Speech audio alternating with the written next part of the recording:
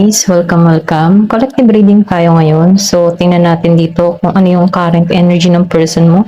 Be open-minded po, hindi po halos lahat makaresonate, kaya piliin nyo na lamang. And thank you nga po pala sa mga nag-subscribe, lalo-lalo na sa mga bumabalik. Marami pong salamat. Start na tayo. Give me the message for collective. Ano yung kanyang situation, ano yung kanyang current na nararamdaman, energy niya, okay? Ayan, start na ako. Give me the message, ano yung kanyang energy ngayon. So, meron ka ditong The Emperor. Okay, meron ditong Page of Moons Reverse. Give me the message, ano yung energy ng person mo ngayon. Meron ka ditong The Hangman. Give me the message. Ano yung energy ng person mo ngayon? Ten of Moons. Meron ditong Six of Swords. Give me the message. Anong energy ng person mo ngayon? So, nakikita ko rito, meron ka ditong kadiling na Aries, Gemini, Aquarius, and Libra. Meron din Virgo, Capricorn, and Taurus. Okay. So, nakikita ko dito, meron ditong tao na kung saan, meron ditong inalisan. Kumbaga, itong tao na ito, humahanap siya ng balanse, okay? Pwede rin sabihin inalisan na to kasi mahirap na yung sitwasyon. Kumbaga, nafe-feel ko dito na feeling stuck sa isang sitwasyon kung mananatili dito sa ganitong sitwasyon, okay? Pwede rin sabihin ganito yung energy mo sa tao mo, or pwede rin ganito yung energy ng person mo sa'yo. Pwedeng nasa komplikadong sitwasyon kayo dito, okay? Pero ganun pa man, itong tao mo, nakikitaan ko dito na humahanap to ng panibagong pananaw sa buhay, okay? Nagkakaroon to ng katatagan. So, nafe-feel ko dito yung pagiging, yung bang tipo na naninindigan to, okay? Meron ditong tao na ibinabalik niya yung authority niya sa kanyang sarili dito, naninindigan siya dito, okay? Kumbaga, hindi to, siya yung tipo ng tao na hindi na magpapaapi, magpapaloko, or magpapamando, ganun. Ganun yung energy dito, So, nakikitaan ko rin dito na gusto nito ng alam mo yung tipo na umalis man siya, gusto nito yung wala kang sama ng loob sa kanya, or gusto nito makipag-ayos sa'yo. Ganun yung energy ng tao na to, okay? Kumbaga, nakikitaan ko dito na ayaw niya yung tipo na magagalit ka or maghihiwalay kayo dito or naghiwalay kayo dito na may sama ng loob ka, okay? Ayaw niya ng ganun. Gusto niya yung magkaroon ng kapatawaran sa bawat isa. Ganun. Kumbaga, limutin na yung nakaraan at magpatawad na. Kumbaga, gusto ng tao nito na i-release na yung mga nangyari sa past, okay? Kasi nakikitaan ko dito na ayaw niyang ma-stuck. Ayan. Pero ganun pa man, napipili ko dito, may sumasagi din sa tao na to na na sana may chance pa. Ganun yung energy niya, Kasi meron ako nakikita ditong 10 of Wands. Or pwede rin sabihin na itong tao mo, priority niya dito yung kanyang stability, okay? Yung kanyang kabuhayan, yung kanyang pinansyal. Kumbaga, itong tao nito ay mas nakatuon dun. Kaya, mas pinili ng tao nito na iwasan ka, layuan ka. Kasi nakikitaan ko dito na pwede rin ang bigat na nung energy nung magkasama kayo, Kumbaga, hindi na kayo komportable sa bawat isa. Kaya itong tao nito, mas pinili niya yung alisan ka. Okay? Ito lang nakita ko. Pwede rin sabihin na may dahilan siya kung bakit niya inalisan ka, or pwede rin sabihin, hindi kasi siya balance dito. Ito lang nakikitaan ko. Kasi ang hirap na. Pero ganun pa man, pwede rin hindi kayo magkaintindihan sa ugali sa bawat isa, So, sabihin natin na hindi kayo magkasundo, ayan. Pwede rin sabihin na gusto nito yung hindi mahirap na sitwasyon, okay? Ito lang nakikita ko. Pwede rin sabihin, ikaw mahilig kang manalita dito ng masasakit or magmando dito or mag-control, ano, or pwede ring selosa ka. Kaya nakikitaan ko dito na, or seloso, ano, seloso. So, itong taon nito, kumbaga, yung bang tipo na, nagre-rebelde eh. Kumbaga, iniisip ng tao nito na wala kang tiwala, okay? So, nakikita ko dito, meron ditong umalis, iniwasan, okay? Or lumayo. Kasi ang hirap na ng sitwasyon, okay? Pwedeng energy mo to, no? Tinanggalan mo tong person mo, no? Kasi mahirap na yung sitwasyon. Ito lang yung nakikita ko. Pero ganun pa man, no? Nakikita ko dito na gusto nito, umaasa ito na sana magbago, okay? Kumbaga, nakikita ko dito na gusto nitong maging malaya na yung sitwasyon, okay na kayo pareho, walang samaan ng loob, okay, give and take, ganun. Kung bibigyan pa ng pagkakataon, gusto nito yung mag-offer sa'yo, okay? Kasi andito na siya sa The Emperor energy eh. Kaya lang, dahil meron ditong inalisan, napipil ko dito na nahihirapan pa, okay? Hindi pa siya balanse, okay? Or meron ditong tao na hindi pa balanse dahil sa mga pangyayari. Pwede rin merong betrayal, okay? Meron ditong nagtraidor or nandaya, okay? Kaya mas pinili nito yung katahimikan niya at lumayo siya dito sa masakit na pangyayaring ito. Okay? Ito lang nafe-feel ko. Give me the message.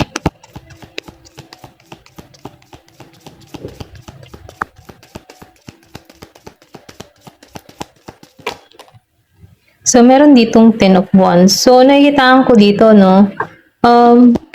Yung ba tipo na kaya pang maayos tong relasyon na to kung magkakaroon kayo ng malawak na pangunawa sa bawat isa, okay? Kasi napipil ko dito na mahal niyo pa yung bawat isa eh, okay? Andun pa rin yung nararamdaman. Kumbaga, andun pa yung, kung bibigyan pa ng pagkakataon, ano, nakikitaan ko dito na may chance pa, okay? Ito lang nakikita ko. Maybe sinubok lang kayo dito ng tadhana kung bakit kayo nagkagulo dito, no? Pwede rin sabihin na sinubok yung relasyon nyo, okay? Page of Stars. So, nakikitaan ko dito, no, na merong pagbabago, okay? Meron ditong yang or pwede rin sabihin na once na nagkaroon kayo ng pagkakataon muli, no, sa bawat isa or second chance sa bawat isa, nakikitaan ko dito yung pagbabago na mangyayari, okay? Kasi nakikitaan ko dito na may pag-asa, okay? So, nakikitaan ko rin dito na magiging na kayong protektado sa bawat isa, okay? Alam niyo na yung pagkakamali ng isa, alam mo na rin yung pagkakamali nito, okay? Kumbaga, alam niyo na yung bawat isa. Kaya, may tatama nyo para nang sa ganun, no, magkaroon kayo ng balanse, yung samahan nyo, okay? Maybe before, hindi mo pa masyadong kilala tong tao mo, kung ano yung pag-uugali niya, okay? Or pwede rin sabihin, nung nagsama kayo, dun mo nalaman yung totoo niyang ugali, dun na nailahad sa'yo, no? So, nafe-feel ko dito na kailangan merong mag-give and take, okay? Hindi pa laging take ng take, ganun. Okay, ito lang nafe-feel ko. Or pwede rin sabihin na kailangan dito ay magkaroon ng maganda at maayos na usapan nang sa ganun na magkasundo. Pero dahil meron ditong mas mataas or hindi na baba ang ego, okay? May umalis, okay? Pwede rin merong umalis dito ng sama ng loob, ano? May sama ng loob, ayan. Pero nafe-feel ko dito, no, maayos to, okay? Magkakaroon to ng balanse, okay? Pwede rin itong tao mo, ngayon niya nare-realize dito yung mali niya, or pwede rin sabihin ikaw, kung ikaw yung nagkamali dito, ngayon mo naunawaan na dapat merong itama, okay? Ayan. Give me the message. So, ito yung time na kailangan na mag-grow ang bawat isa, okay? Hindi na sa pabata pa. Ayan. Give me the message. Ano pa yung mensahe?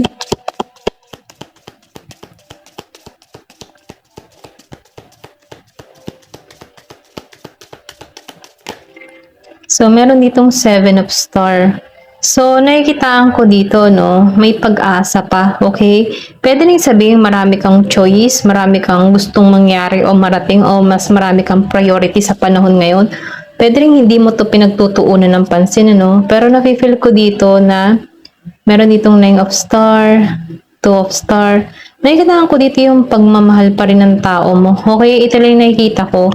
Nakikita ko dito na magtitik to ng risk sa'yo, okay?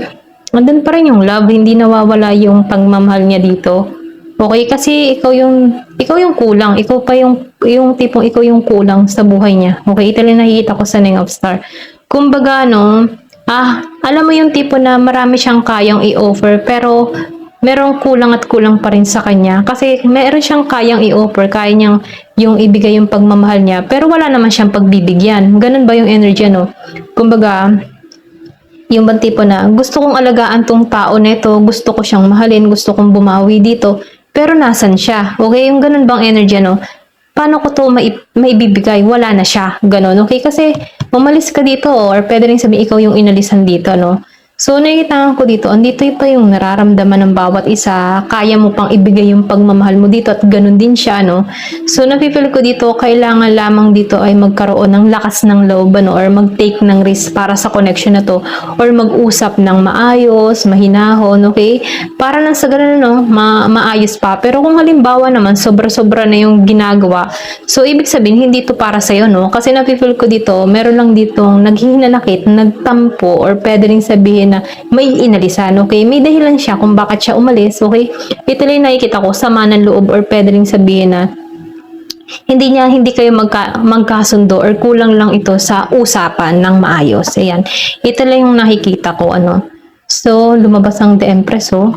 The Empress and the Emperor. Pwede rin sabihin na andito kayo sa stage na ginigising na kayo dito, no, para ma-realize na kailangan na ng paglago, okay? Hindi palaging yung bang tipong hindi palaging parang bata, okay? So, nakikitaan ko dito na ito yung stage na nagkakaroon na ng realization yung bawat isa, nag-grow na, lumalago na, okay? Ito lang yung nafe-feel ko. So, kaya mong i-offer to lahat, okay? Kaya mong ibigay yung pagmamahal dito sa tao nito. Kasi andito pa rin yung emotion mo, okay? Kailangan lamang dito ipagtanggap, okay? At dahil dito, napipil ko dito na may pag-asa, okay? May tagumpay, okay? Kung magkakaroon lang ng magandang usapan, maayos na pag-uusapan, at magkakaintindihan, aari to sa tagumpay, okay? Ayan, ito lang yung nakikita ko. So, tingnan natin yung situation. Give me the message.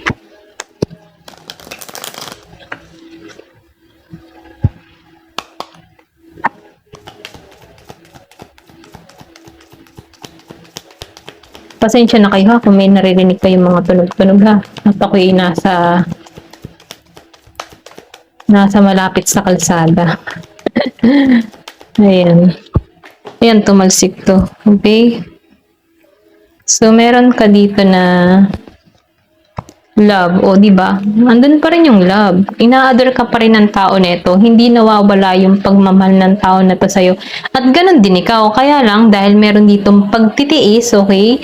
Kumbaga, napipil ko dito, tinitiis mo to, or pwede rin tinitiis ka ng tao neto. So, mahal niyo pa yung iba, yung isa't isa, yung kumbaga, pareho kayong umalis dito, pero nakalingon pa rin kayo sa bawat isa. Ganun lang yung energy.